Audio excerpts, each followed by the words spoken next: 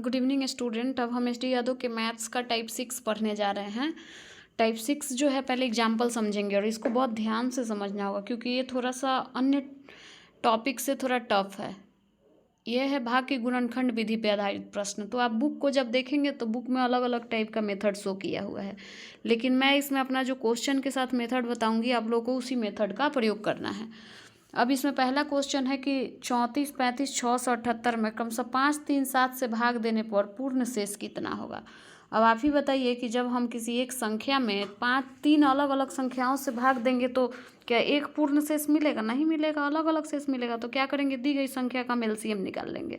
अब 5, 3, 7 का एलसीएम निकालेंगे तो 5, 3, 7 अभाज्य संख्या है तो गुना हो जाएगा। तो 5 गुना 3 गुना 7 105, और 105 से हम क्या करेंगे कि दी गई संख्या में भाग देंगे। भाग देने के बाद जो शेष प्राप्त होगा वही पूर्ण शेष हो जाएगा।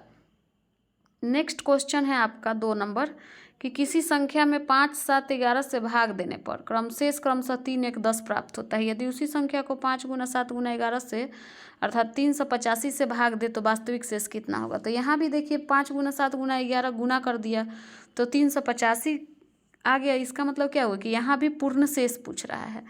तो हम इसको कैसे सजाएंगे, लिखा है 5, 7, 11 से भाग देने पे 3, 1, 10 आता है तो हम उसको सजा दिए। अब देखिए ऊपर जो 5 गुना 7, 11 है ना उसका गुणनफल, इधर जो दिया है दोनों का गुणनफल बराबर होगा। कभी भी कोई भी अंक रहे ध्यान दीजिएगा गुणनफल बराबर ही आएगा। जब गुणनफल बराबर आ जाए तो पहले संख्या को काट देंगे। अब ये शेष निकालने का हम मेथड अपनाएंगे। ये सेकंड वाले संख्या को नीचे वाले फर्स्ट से गुना करेंगे तो 7 दही के 70 और उसको इस एक में जोड़ देंगे तो 70 एक में हम यहाँ एरो बनाए हैं जोड़ दिए तो 70 1 71। अब एक के जगह पे 71 मिल गया। फिर वही रूल अप्लाई करेंगे, 5 को 71 में गुना कर देंगे और 3 जोड़ देंगे तो 5 गुना 71 प्लस 3 तो 5 गुना 71 355 प्लस 3 कर देंगे तो 358। क्योंकि आपका यहाँ पूर्ण शेष पूछ रहा है तो 358 आपका पूर्ण शेष हो जाएगा।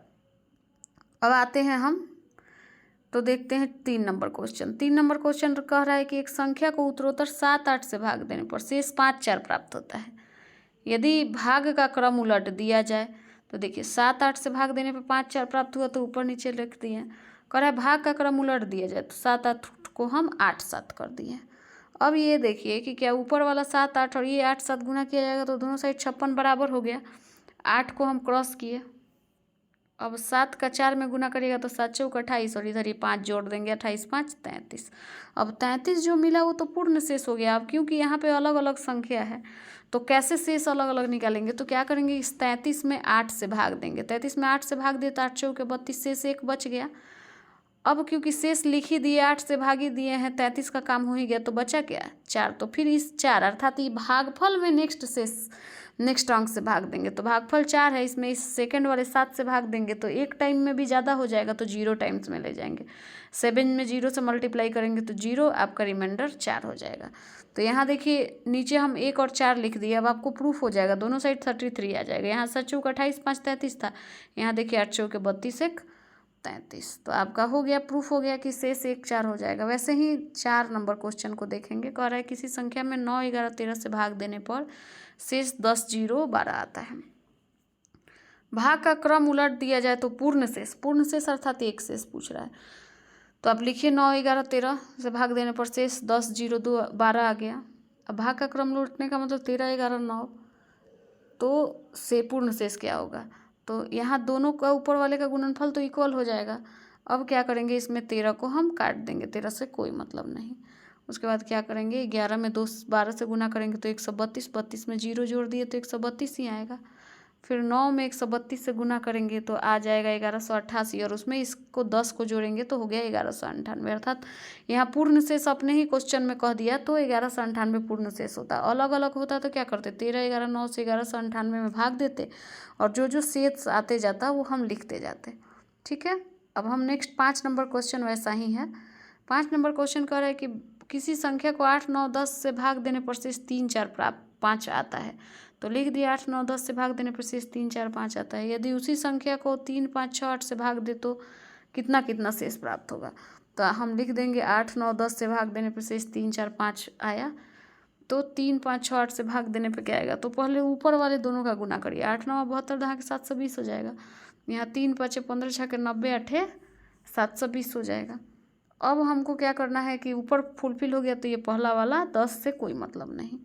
अब 9 का 5 में गुना किए, 9 5 45 में 4 जोड़े तो 49 आ गया। 49 में फिर 8 से गुना किए तो 392, 3 जोड़ दिए तो 395। पूर्ण शेष तो 395 हो गया। अब यहाँ तो अलग अलग शेष पूछ रहा है, तो क्या करेंगे कि 395 में इस पहले वाले 3 से भाग दिए तो शेष आ गया 2, 2 लिख दिए। अब हमारे पास भागफल बचा 131। अब 131 में हम 5 से भाग दिए तो 131 में 5 से भाग दिए तो यहाँ शेष बचा 1 तो लिख दिए 1। फिर यहाँ नेक्स्ट भागफल बच गया 26। 26 में 6 से भाग दिए तो 6 चौके 24 बच गया शेष 2 तो यहाँ 2 लिख दिए। अब नेक्स्ट हमारा क्या होगा कि भागफल बच गया आपका 4। अब 4 से लास्ट वाले अंक 8 से भाग देते हैं तो ये तो 8 4 से बड़ा हो गया तो 0 टाइम में जाएगा, 8 0 के 0 तो यहाँ 4 शेष बच गया तो 4 यहाँ रख दिए। अब एक चीज़ प्रूफ करना है कि यहाँ 395 आया है, क्या इसके कैलकुलेशन से 395 आएगा? तो इसमें पहला छोड़ दीजिए, 6 चौके 24 2 26, 26 का 5 में गुना करेंगे तो 26 5 130 1 131। अब 131 का 3 से गुना करिएगा तो 393 आ जाएगा, ये 2 जोड़ दीजिएगा तो 395 आपका प्रूफ हो गया। ठीक है। अब नेक्स्ट एंड लास्ट क्वेश्चन है आपका कि किसी संख्या को 5 7 11 से भाग देने पर शेष 3 1 10 आता है। ये फर्स्ट क्वेश्चन में भी था। यदि अंतिम भागफल 114 है तो संख्या ज्ञात कीजिए। तो पहले तो जिस संख्या से भाग दिया जाता है वो भाजक होता है, तो भाजक क्या हो जाएगा, 5 गुना 7 गुना 11 गुना किए तो 385 आ गया। शेष निकालने का वही प्रक्रिया, पहले वाला अंक को काट देंगे। 7 का 10 में गुना किए 70, 70 में 1 जोड़ दिए 71, 71 में यहाँ 5 से गुना किए तो 355 और 3 जोड़ दिए तो 358 आपको शेष मिल गया 358। सवाल में भागफल 114 दिया है तो 114 लिख दिए। भाज्य का फॉर्मूला अप्लाई कर दीजिए, भाजक गुना भागफल जोड़ शेष, और भाजक के जगह पे 385, भागफल के जगह पे 114 और शेष के जगह पे 358 लिखिए। तीनों का गुना करके जोड़ दीजिए, आ जाएगा 44 248।